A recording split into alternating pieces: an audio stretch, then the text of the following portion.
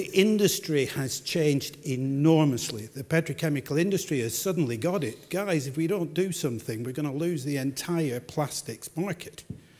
So from the oil companies through to the M&Ss, through to the Viridors, the entire value chain now knows they have to do something about this. So the middle two are actually two. The crackers in Europe said we can take to C20, and then you get recycle on it. Because if you go back into a petrochemical complex, the idea is you go plastic to plastic. I can't guarantee you that every molecule would end up as plastic. But in a mass balance in a refinery, we'd be classed as recycling. And so all of this is now destined, at least for the first units in Europe, to be cracker feedstock. And since then, they've all come back and said, well, actually, we'll take it all. All the oil product we'll take into a cracker because they're desperate to get a recycled oil content in their products. So that's where we're going right now. So you can see we could go recovery. These two products actually in the middle are two perfect marine fuel oils because there's no sulfur in plastic, or very little. So when we make oil, it is practically zero sulfur oil. It's so low in oil, in sulfur, that you can actually use it to blend with other fuel oils to bring them into the new regulations about heavy fuel oil. But we're going on the top line at the moment to get recycling. So we would be eligible for PRNs or EPR, whatever the system is. And we just signed a deal with a company called EcoSurety for all of the PRNs we make of the first 12 units. And that's how the range of products we make. We're trying to be as simple as we can because we're a distributed model. If you want to refine these products further or change that, then the petrochemical industry can do that. But we get a 6-fold saving in transport, both cost and carbon, if we move oil and not plastic. So how much subsidy do we need to get this going? The answer is absolutely none. These numbers are all proven. We actually have contracts out for all of this. I can tell you that the plaque sales are indexed at $50 a barrel. I think it's at 80 at the moment. So, and this does not have any PRN numbers in it. And if we put the numbers up now, you wouldn't believe us, we don't put them up. But you can see clearly we are a mini cat cracker. We are a mini refinery, and we are taking fuel that people pay us to take. We're not paying Saudi Arabia for the feedstock. We make a fuel oil that's got an uplift on price, because if you went to any of the petrochemical guys today and said, I've got a recycled naphtha rather than a fossil naphtha, they will give you a premium for it. What that will become, we don't know, because the market's not there yet. But I could imagine it'd be double what the price they're paying now for naphthas. Are we real? Why has nobody else done this? There are lots of people tried this all around the world. You can read the history. In fact, there's a program running in the Ellen MacArthur Foundation that is to study pyrolysis, because you cannot get good information on who's done what. So originally started by Mars, I think Kevin, you're in that, and a whole group of people. We've been doing the study of pyrolysis around the world. We are currently told we're the world's leaders in this. There's a lot of talk of people having done it, but when you really go to see it, they haven't. We started there. Adrian Griffith started 2013. We're all private equity. We got some money. It came out of Warwick University. We then built the thing on the right in our shed over there in Swindon with some more angel money. We then took that. We didn't have enough room, so very thankfully, Swindon Borough Council said, look, we can't buy one of these, we can't take the risk, we can't do it, but we can help you with some space. So they gave us this piece of a shed in their recycling centre, and it's been a real help to us. So that machine was then run there for a year. We made lots of product. We tried different plastic streams, what happens when you mix biomass, what happens when you have PVC. And then we had these tested out. We sent it out to all of the major oil companies in the world. They've all seen plaques and they've all tested it. We then realised we needed to beef it up a bit. If you look at that, this was when you start up with 5 or 6 guys, the engineers you get are either really old like me or they're straight from university. If you're trying to get a mid-career good guy, they don't want to take the risk. So you can see some of this was a bit university engineering with thin flanges and only a few bolts. When we ran it, we got leaks, we got thermocouples that failed, we got So we reset this up at Swindon, and that's where we are right now. And then we decided, originally we just had a condensing tray, and the oil companies told us we have to split it a little bit better. So we now have a quench and distill system. The whole concept is modularized. So we are designing for 4-day installation on site. This is not a refinery, it's not an incinerator, it's not an energy from waste plant.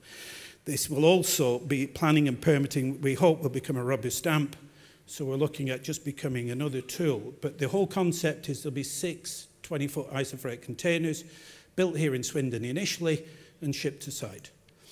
That's as it is right now. So those major vessels, we brought in some experts. Foster Wheeler did the major vessels in the middle. We have Rockwell International, ABB, Flexitalic. So a lot of people now working with us on this.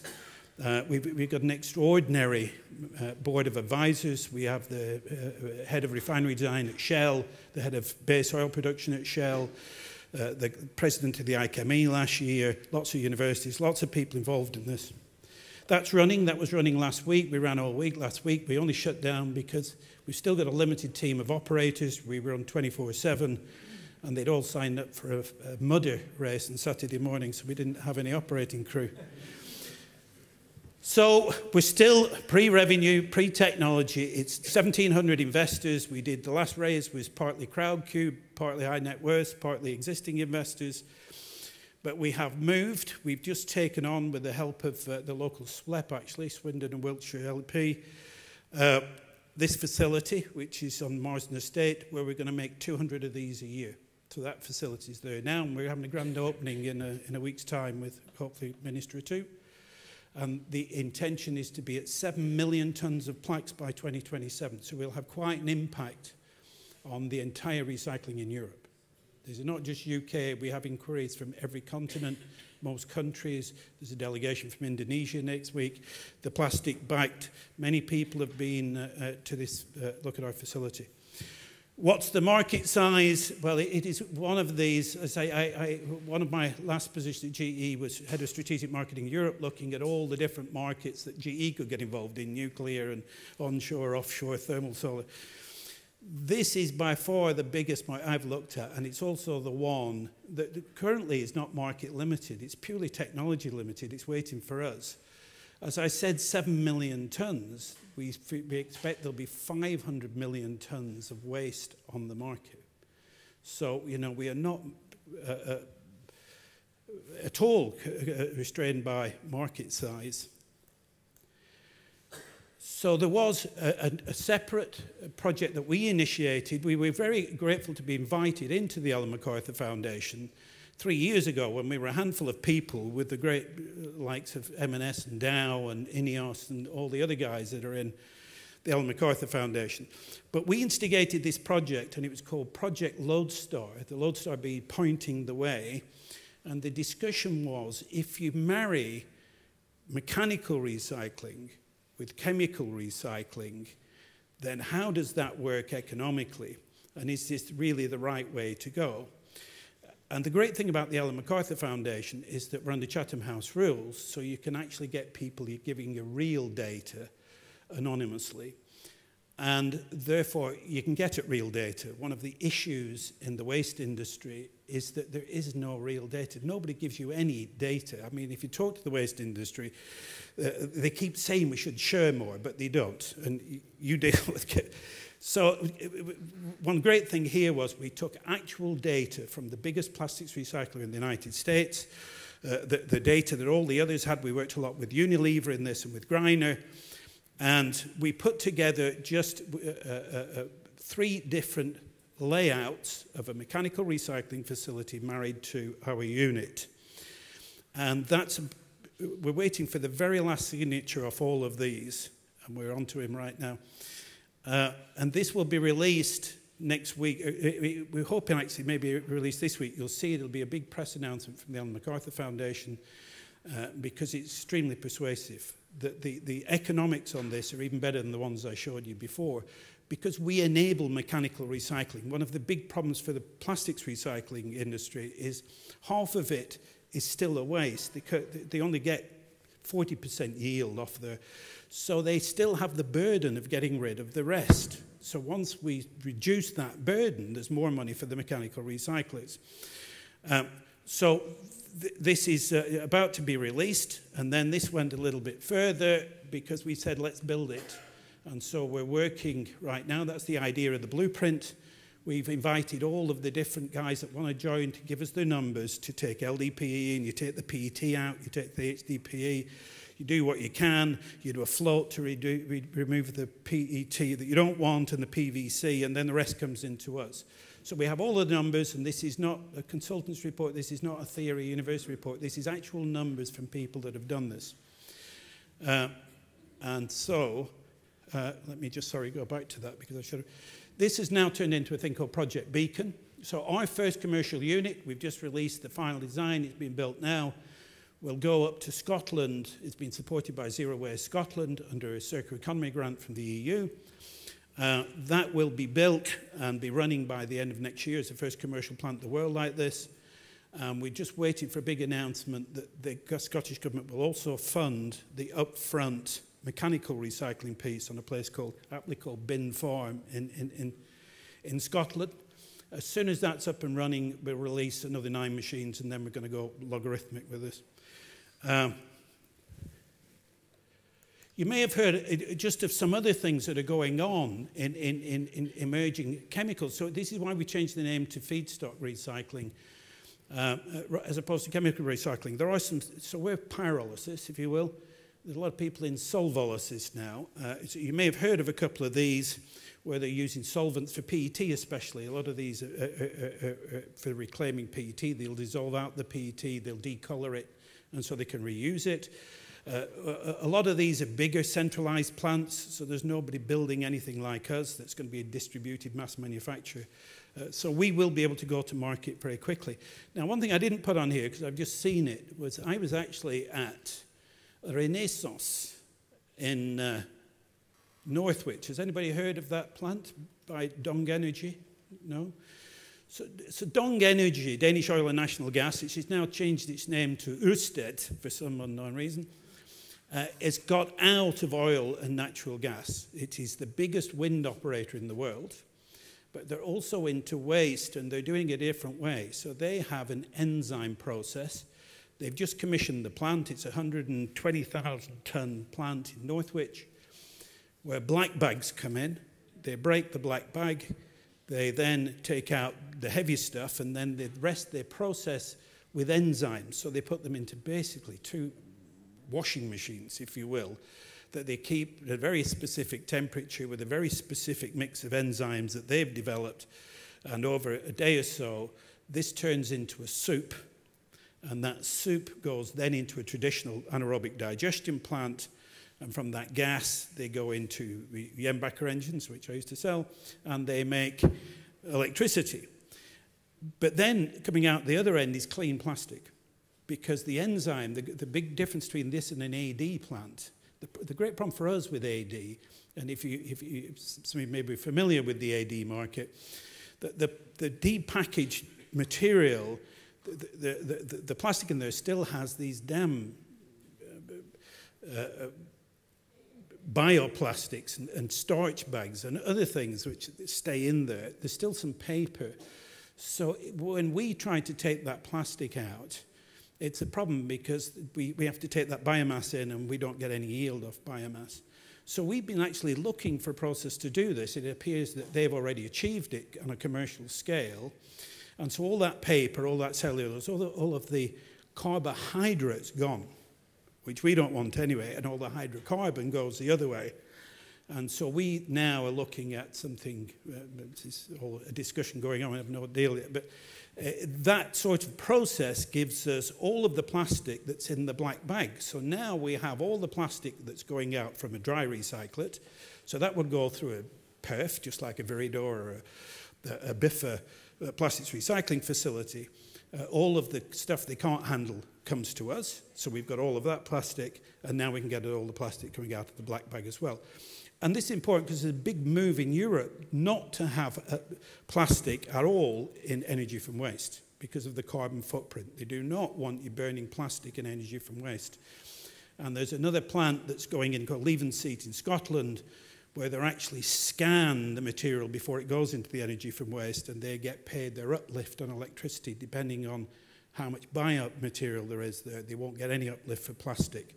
So they're scanning out the plastic, and that's another marriage made in heaven for us.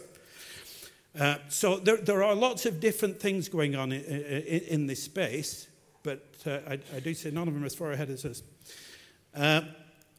So with that, I invite you to come along and join us. Just a couple of comments about the industry. So we have 1,700 investors. We started off with angel investment. We've had several rounds. We're at round 7B now. We have not received 1 penny off anyone in the value chain, not from any oil company, not from any plastics manufacturer, not from any packaging manufacturer, not from any supermarket, not from any waste company, and not 1 penny from PRNs. So we've had the ministers down, and we've talked to Treasury, and we've said, how can it be that you're desperate to get recycling, that you have a pot of money that people put into, and yet you can't fund people like us? They can't fund us because we're not in production yet. We're innovation. There's no fund for innovation. We talked to the major plastics manufacturers. You know the names, the Dows, the BASFs. They've all been to Swindon to see us. And they all want to help, but they don't know how to get money into the system. So we are raising money right now. In a week's time, we're raising another 10 million to pay for the plant in Scotland. And then we'll really be over, because once that's running, there'll be so much money coming in the door that we won't need to raise any more. But we're right at the end of the technology map, and if anybody's ever been there, you'll realise the difficulty and the stress and strain of raising money. Anyway, join us on this journey. Any questions?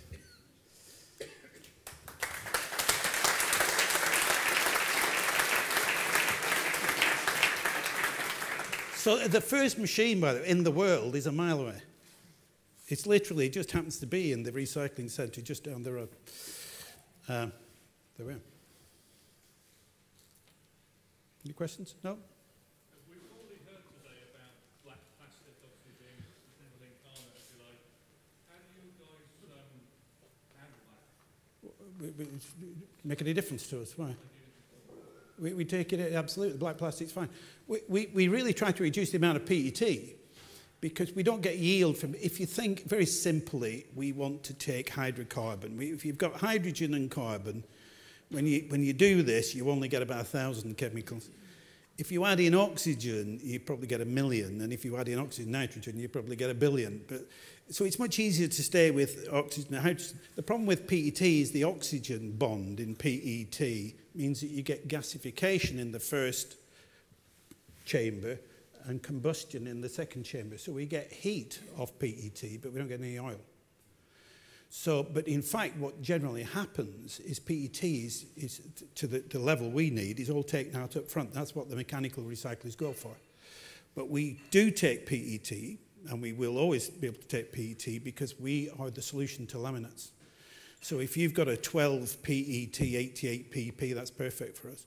So we're doing lots of trials with a lot of the packaging manufacturers right now under NDS, I can't name, but running all of their different laminate products through to show that they can all be recycled. We're also doing Tetra Pak liner. We've done coffee cup liners. So if you look at the first post-manufacturing coffee cups, the polythene liner in the middle, the paper's taken off by a company called Croppers up in Kendal that take the paper. But then they're left with a polythene liner that's got a little bit of biomass contamination on it because they strip the paper off, and therefore they can't recycle it mechanically. That is perfect feed for us. So that's one of the feeds. We're looking at hand-pick for Grundon. We're looking at end-of-perf material from Verdor. We're looking at now AD, and we're looking at this end-of-black bag process from Dong. So we expect to be able to get all the plastic. So we know that there's about 1.5 million tonnes of that available right now in the UK. And our line, somebody said it earlier, it's before you clean up the ocean, you've got to turn the taps off. Rupert, the bin farm. Yes. Are you switching the tap on there to start the machine before the mechanical is finished, or are you waiting till Yeah, no, we already have the feed for that. That's coming post another. So we have feed coming in post mechanical recycling. But so a year later, but the perf that will be built there will be also 3D. So it'll be, the Perth and Kinross Council will change the way they collect plastic as soon as we're online. All plastic into a plastic bag, as they do in Germany, Denmark, Sweden, as is naturally the way to do it. So all plastics go into a plastic bag and they go off, and the professionals sort out that plastic, so you don't have people reading the bottom and then having to go online and determine if your local council takes that thing. All plastic into one, and we'll do it. But we can get right now at all the plastic, even if it's commingled, even in a black bag. So that's a revelation as of this week. Does it matter if the waste is food contaminated? No. We don't want too much. So this is the whole thing of this Dong energy process. What we've actually just got a grant to work with Bath University to do this, so we probably don't need to do that now. Is from a biomass feed, we get the oxygen in the carbohydrate causes burning in pyrolysis. It causes gasification. We don't get oil from it. So we don't really want it, but it just burns. We get heat from it. It's not a problem. But we really don't want it. Now, actually, most people want that. So if you go through an enzyme bath before an AD bath, all of that goes and becomes energy, and it cleans the plastic. So we don't have a problem with contaminated food. As I say, we can get it out of the black bag. We can take PVC too with a limit. The only limit is it costs us money to take it out. So it's a debate whether you take it out up front or within the process. But we're really looking at all of the residual plastic waste. So we will also be able to, in the very near future, depending on where you are, pay for the plastic that's coming in. Not here, we're not going to pay for it, but we will be able to valorize waste plastic. So we're already working in Africa with a couple of people with Prince of Wales Trust. Once you pay 50 quid a tonne for waste plastic, there won't be any. So there is a huge amount of interest now to put these. This is why the delegation from Indonesia is coming over. This is why we've got fun looking at putting a demo in Singapore. Once you sit these at the end of these rivers, there won't be any plastic waste because it's of value. And they can use the product locally if they want to for electricity, for marine fuel, for going into a cracker if they have one.